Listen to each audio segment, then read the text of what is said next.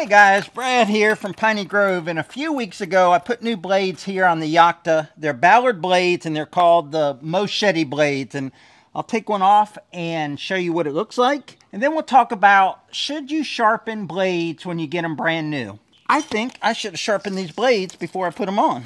So that's what the Mower blade looks like. It's got these serrated edges here on the back on the lift side.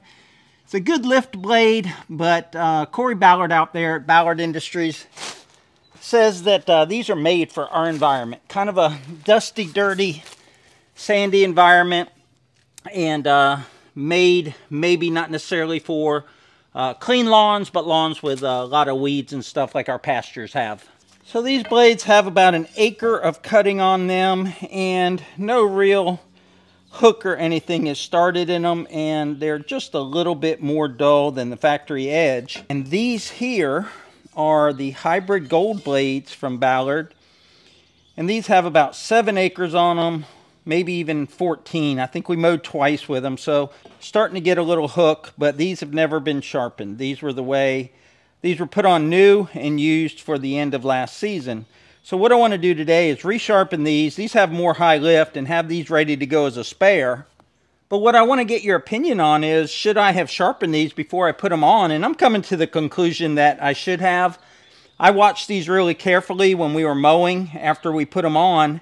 And again, it was the factory edge, unsharpened from me, just sharpened from the factory. And it was pretty dull, and not really a lot more dull than they are now, where they've had a few acres of mowing on them. So we're going to put both of these blades here in my mower sharpening guide. It goes like this. The grinder goes in this little arm here. I just want to make sure I got it right. We'll just clamp it in here. It's real easy to do. Love this sharpener.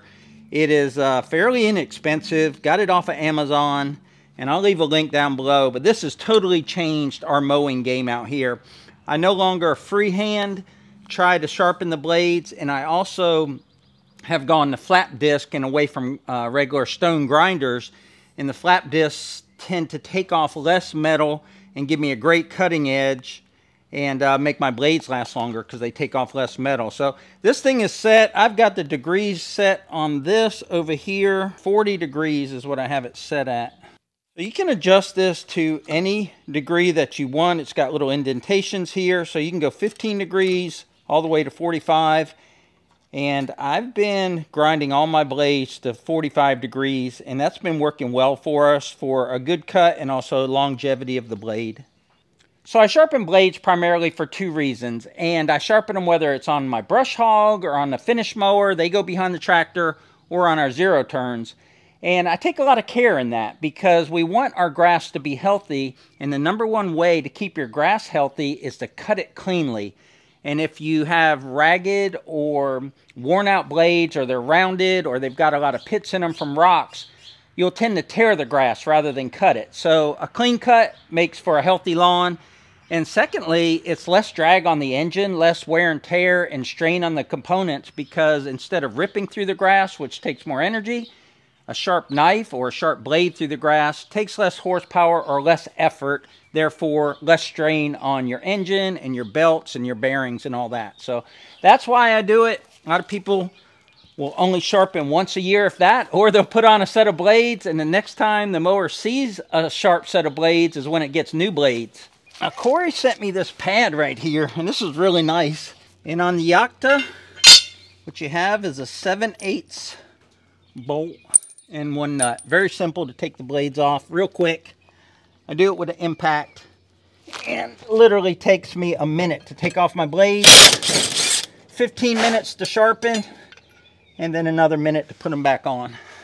So I mentioned a conventional grinding wheel versus a flap disc. So this is one that probably was used the last time I used this type of grinding wheel to do blades. And you can see it's worn a little, but the biggest thing I want to show is how it's beveled. Like, it doesn't stay square on the edge right here. It kind of falls off. And that's what's actually grinding your blade. So it's hard to keep a straight, sharp edge when your grinding wheel is constantly wearing away.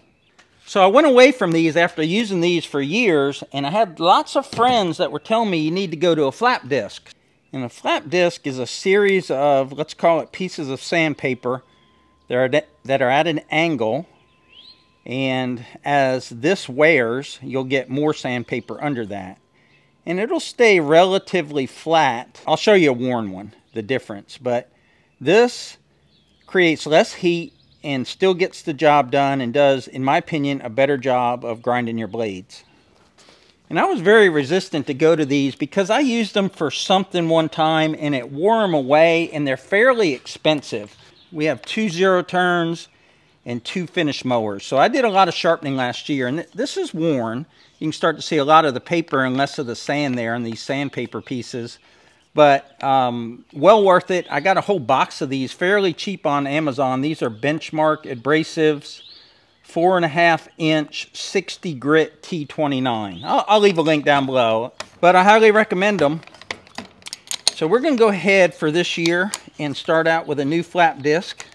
And if you're like me, you'll probably never throw away the old one because there'll always be something out there you'll need to grind and take paint off of, or make cleaner, or get the rust off of. So easy as that. Got off the old one, put on the new one. There's no directional on them. They only go on one way. This grinder has a little button you push there, and then it keeps this from rotating. And then a special wrench. And I use electric instead of cordless because I found when I was using cordless on grinding blades that I would go through almost all my batteries, because you can't press down as hard when you're using cordless because it'll still work. It's just that it seems to burn the battery out quicker. So I use my electric one for this. But this fits into a little socket right here, and sometimes I'll put a little WD-40 on there, and then this will just ride that angle. So all the debris from all that grinding, it's going to go out 3 or 4 feet. So I've got my truck behind the camera. It's far enough away, but if you get something real close, it'll end up getting that metal, say on your car hood or something, and get a little bit of rain, and those little bits of metal will start to rust, and it'll look like your car is rusting. So try to do it in the clear. With all the angles preset, you just run your grinder up and down here.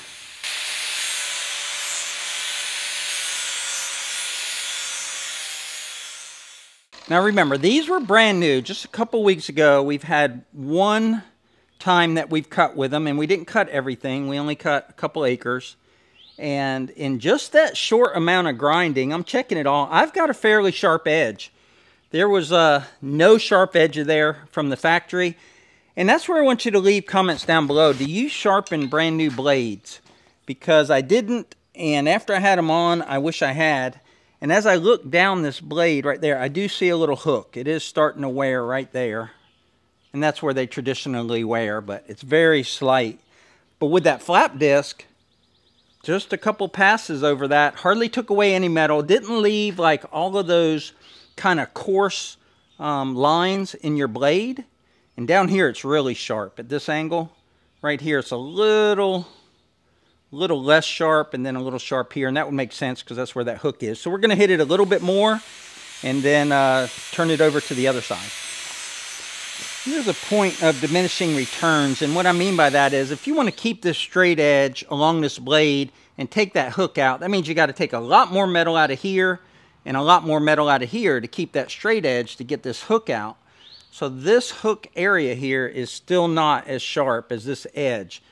So what you can do is continue to do what I've done here and wear out your blade, or you can just sharpen this area right here, and then you're just going to increase your hook, which it'll still cut fine, but that way you won't reduce the whole thickness of your blade going down and make it weaker. But that's much sharper than the factory edge, and that's as much as we need to take off of it today. Now the sharpening the other side, it's so simple. You just take this, loosen it up, turn it around. Now your grinder is going to be in a different location. It's going to be over here instead of over here, but that doesn't matter. And you want to keep this centered right there. Now on this sharpener, if your blade is narrow, and we have some narrow blades that this won't close up far enough, I just put a piece of wood right here, a little block of wood I ripped on a table saw, and that'll take up that gap there. Now we'll sharpen this side, and the biggest comment I think I get from people when they see me sharpening blades is, didn't you balance it? Well, I have a balancer. So we're going to balance these blades today. Don't forget your eyeglasses, please, or your safety glasses. Last thing you want is metal on your eye. Trust me, I've been there. And so you can turn this rig around so that this, I was having it like this and I was wondering why it was hitting my hand. And again, I haven't used it in a year. And if you turn it around, it's still the same angle, and then it gets the bracket out of the way of your hand.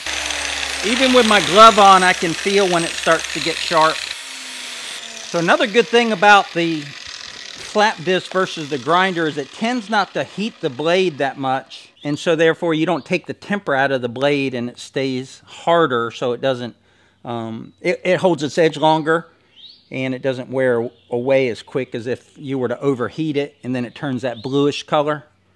But this stayed nice and shiny, chrome looking, and that blade's done. Let's see about balancing it, because everyone said you should get a blade balancer, and I have one here. So I've mounted it to the side of this 6x6, which also has my blade sharpener, and I keep it attached to my rolling stainless steel table here with some DeWalt clamps. And here's how this works. You put it on this cone, and you pull this magnet towards it, and just kind of spin it, and let it find its balance. And obviously heavy is going to go down. I guess I spun it too much. There we go. It's found its heavy side. Or it's finding its heavy side. I didn't think it would do it this much. Now, why do you balance blades? The number one reason is a balanced blade is going to be less vibration, and it's also going to be less tension, pressure, torque, whatever, on your spindle. And your spindle is your most expensive wearable on a lawnmower. Some of these spindles, I bet, are going to push $500–600 on some of these expensive mowers. But as it finds its center, what we're finding is that that blade's pretty balanced after I sharpened it, which is pure luck, right? Because I didn't apply any more or less pressure on one side than the other. But I would say that that's as balanced as it could be. So let's take a blade, and we won't spin it as fast or as often this time. And these are the same Moschetti blades that we took off, but you push it up here on the cone so it finds its center, and then you pull these magnets towards it. So that way it's centered. And we won't even spin it. We'll just let gravity find its balance. So it's looking to me like when I sharpen it, I would want to take a little bit more off of this side than this side when I sharpen it. So if you had a Sharpie or something, you can mark that and then come back and check it. Now, another thing that's interesting about this tool is you can also check run out of your blades. Hopefully I got the camera in focus, but you take this rod and you turn it towards the blade. Just kind of get it set where it'll just hold a point in space. See, we're about a 1/16 away from the blade there. So that's one side or one edge of the blade. Then we'll rotate the blade around. And this just tells you if your blade is warped a little bit or bent. And it's pretty much the same there. Now this holder has a little bit of play. Probably a 32nd of an inch play in it. But you can quickly determine if your blade is bent by just putting that little reference indicator there. So that's one blade or one side of the blade, and there's the other.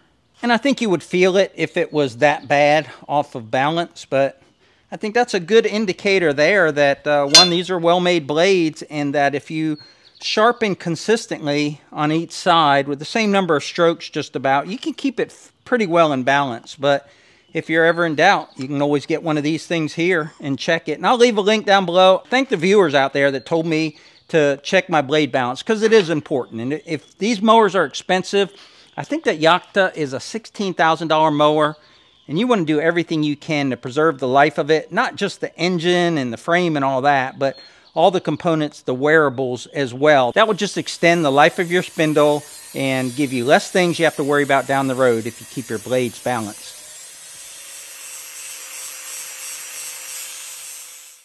Alright guys, this job is just about done, and if I'm being honest, I used to hate doing this because I didn't have the right equipment. And it wasn't until I got a mower jack and I got that blade sharpener that I really started keeping my blade sharp seriously, because it was hard before. It's hard to reach up underneath the mower and take off the blades and then trying to sharpen it by hand or clamping it to a 2x4 or a sawhorse to keep the blade stationary while you sharpen it, and you still couldn't get a good edge on it. But with just a few tools, I was able to basically change my game here of sharpening blades. So it's just something to think about, rather than just running your blades into the ground literally until it's time for a new set every couple years. Just do some regular maintenance like this. It'll improve your lawn. Also help with keeping your lawnmower in tip-top shape. Be sure to check out below. We have a section called like Fix It and Review, a playlist. And we talk about changing oil and things like that on our machines out here. So if that's something you're interested in or something you need a little help with, maybe we can help you out with those videos. But other than that, that's all I've got. So we'll leave you with some footage of Deb mowing with these blades. And until next time, remember, life's too short to mow with dull blades.